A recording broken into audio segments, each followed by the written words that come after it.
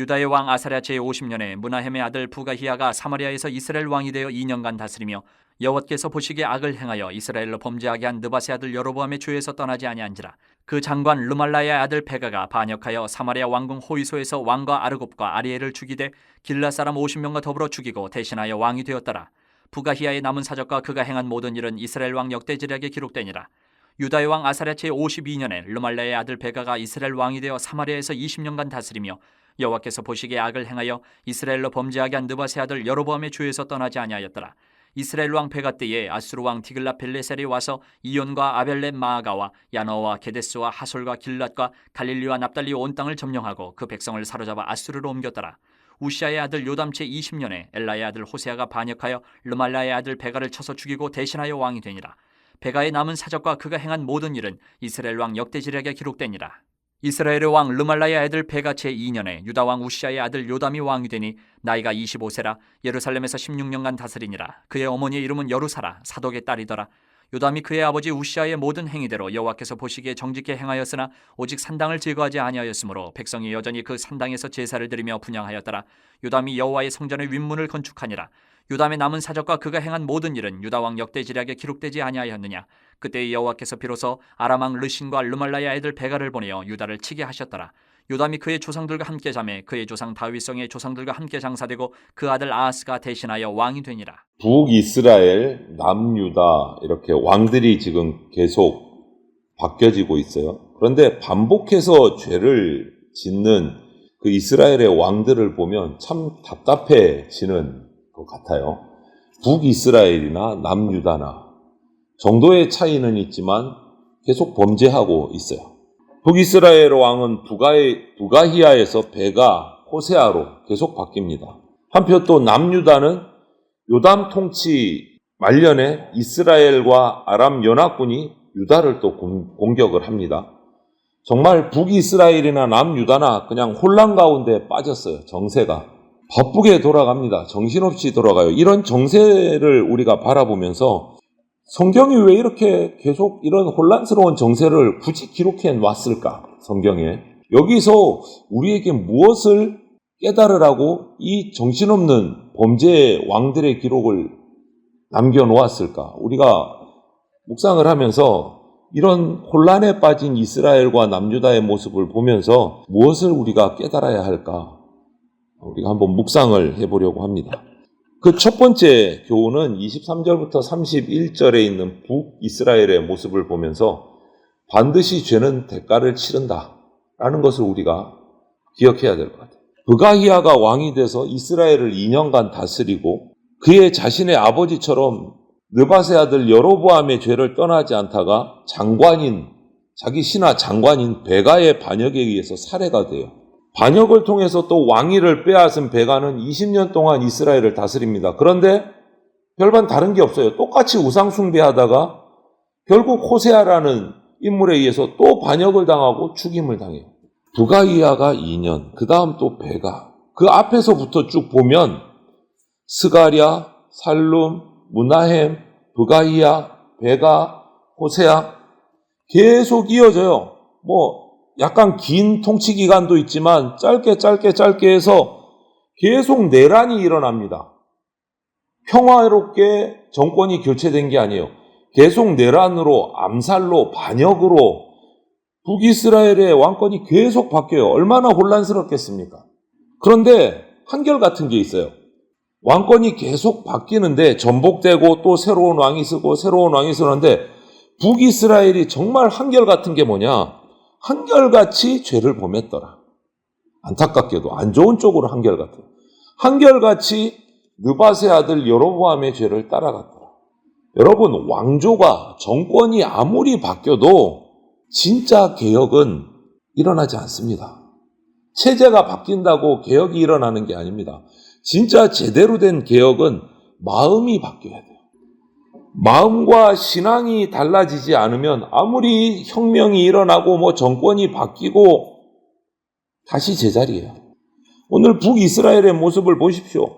계속 바뀌어요. 그런데 한결같아요. 죄 짓는 거는. 신앙이, 마음이 바뀌어지지 않기 때문에 아무리 정권이 바뀌어도 그거는 똑같이 흘러가는 거예요. 죄는 계속 흘러가는 거예요. 마음을 찢고 죄를 단호하게 끊어내야 개혁다운 개혁이 일어납니다. 외형도 중요하지 않다고 말할 수는 없지만 핵심은 마음을 찢고 죄를 회개하는 거예요. 하나님 앞에서 범죄한 그 앞선 선왕들의 죄를 끊지 못하고 계속 이어져 가요. 베가 같은 경우에는 정말 하나님의 심판받기에 딱 표준과 같다라고 말할 정도로 죄를 지어요. 그래서 하나님께서 북이스라엘에 드디어 심판의 징조를 보내십니다. 그게 뭐예요? 아수르를 보내세요. 디글랏 빌레셋을 보내서 이스라엘의 북쪽 땅, 동쪽 땅 대부분을 다 점령을 해가지고 거기에 살던 북이스라엘의 백성들을 다 포로로 끌고 가버립니다. 이것은요, 그냥 예고편에 지나지 않아요. 북이스라엘 전체가 아수르에 잡아먹힌다는 그 심판의 예고편이에요. 이 정도는. 지금 이스라엘은 13장 23절에 말씀하신 아직 지금까지 이때까지 심판하지 않고 인내하고 계시는 하나님과 이제 결국 17장 20절에서 마침내 심판하실 하나님 그 사이에 선에 딱 서 있는 거예요. 북이스라엘은. 아직 참고 계신 하나님, 인내하고 계신 하나님. 이제 도저히 안 되겠구나. 심판을 결단하실 하나님. 그 사이에 지금 딱 서 있는 거예요. 선 위에. 이스라엘은 어느 선택을 해야 될까요? 저와 여러분은 이런 선에 섰다면 어떤 선택을 해야 될까요? 인내하고 계시는 하나님, 심판을 이제 결단하신 하나님. 이 선에 섰을 때 우리는 어떤 선택을 해야 될까? 묵상해야 됩니다.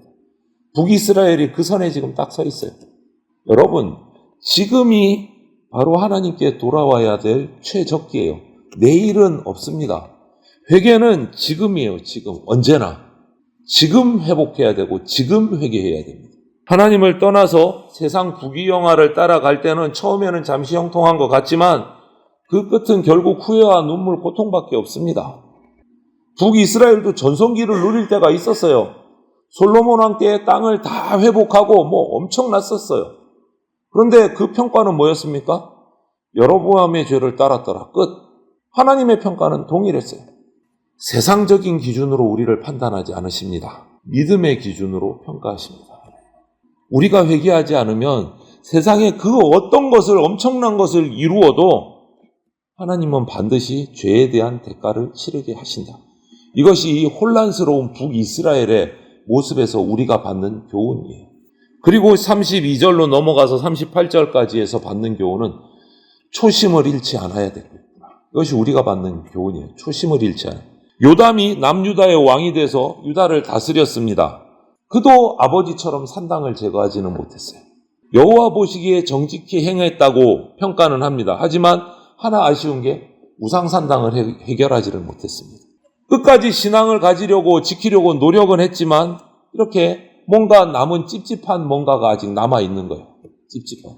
하지만 하나님은 요담이 그래도 최선을 다해서 하나님 앞에 바른 길을 가려고 애를 쓴 부분을 기뻐하시고 인정하셔서 암몬 자손과의 싸움에서도 이기게 하시고 유다가 나름 단단하게 자리 잡을 수 있도록 축복을 해 주셨어요. 여러분, 이처럼 우리가 하나님의 말씀을 지키고자 애를 쓰면 거기에 대해서 그 하나하나에 대해서 하나님은 우리의 그 열심을 아시고 도우시고 또 베풀어 주세요. 좋은 것으로. 하지만 그것으로 만족하면 안 돼요. 이제 내가 잘하는가 보다. 이만큼만 하면 되지. 이렇게 안주하면 안 된다.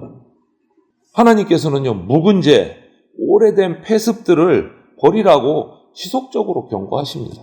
오늘 이 남유다 요담왕에도 마찬가지. 잘한 것은 잘한 것대로 축복해 주시고 해 주셨지만 남은 그 묵은 죄, 우상산당, 그 폐습들 끊어내라고 얘기하시는 거예요.